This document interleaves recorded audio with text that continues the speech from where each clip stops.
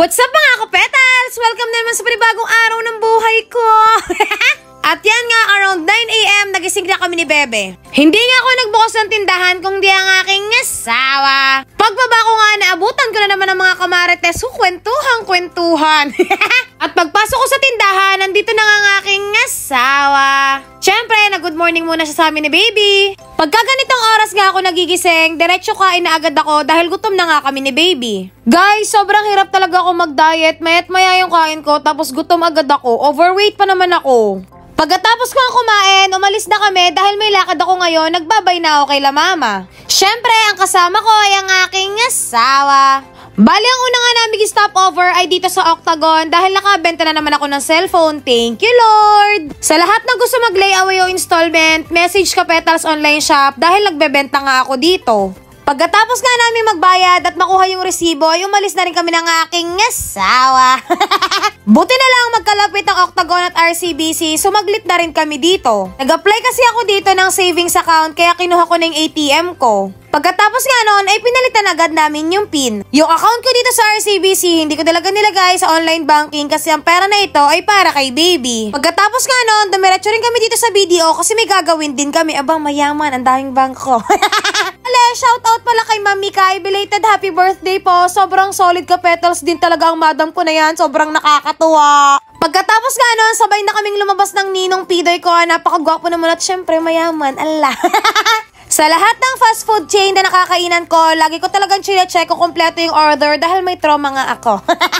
McDo talaga ang may pinaka-favorite akong gravy kaya nag-take out kami dito dahil nag-crave ako sa gravy. Bali fillet nga lang yung in-order ko kasi nasasarapan din ako dito at saka napakalambot.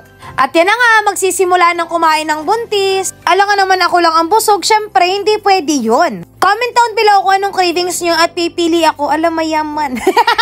Habang kumakain nga ako dito, syempre alam niyo naman na may pinagkakabalahan ako, yun ay ang sitaw. Ngayon naman, ibang ituturo ko sa inyo. Syempre, pag tayo nagtatrabaho, kahit online pa yan, pag nagagamit ang utak, kailangan din ng pahinga. Kaya ang ituturo ko sa inyo ay panang vacation mode kay sitaw. Abay, may vacation mode, mayaman, ala. Bali, ang una nyong gagawin, pumunta kayo sa account, click nyo yung products, at pagkatapos, makikita nyo yung vacation mode, i-on nyo yun. Bali, pwede nyo i-activate ang vacation mode up to 7 times or 168 hours. Ang vacation mode, ibig sabihin nun, wala kayong marireceive na order. Bali, parang ma-unpublish lahat ng products nyo. Yung mawawala ba, parang magpapahinga ba tayo, ganon. Pero pag ready na kayong bumalik, nakapagpahinga na yung brain natin, natuto MB naman minsan, ala. At anytime, pwede nyo i-turn off yung vacation mode para makapagbenta na ulit tayo at tuluyan ng yumaman. O diba, ganun lang kadali kahit kay sitaw kumikita ka, pwede ka pa rin magpahinga. Pagkatapos nga namin kumain, syempre pinakilala ko na yung bago kong order sa best friend kong si Judith. Thank you Lord sa lahat ng blessings. Pagkatapos noon, syempre nag-racket na ulit ako dahil nakapuno na ulit tayo ng batch. Nagpapari pa rin kami sa Petals Online Shop para sa mga taong swerte at walang pambili ng phone. Syempre, racket lang tayo ng racket hanggang tuluyan ng yumaman. At pagkatapos noon, magmo-movie marathon ang buntis habang nagbabantay ng tindahan. Kahit bantay ako sa tindahan, hindi ako masyado nagkikikilos kaya siguro tumataba ang buntis, ala. Tas may dumating na Graham Ball si MJ, tinikman ko na rin, nakaisa lang ako dahil hindi naman nga ako mahilig sa matamis. Bali nung hapon nga, nagutom ulit ang buntis at syempre nagmerienda naman, ala.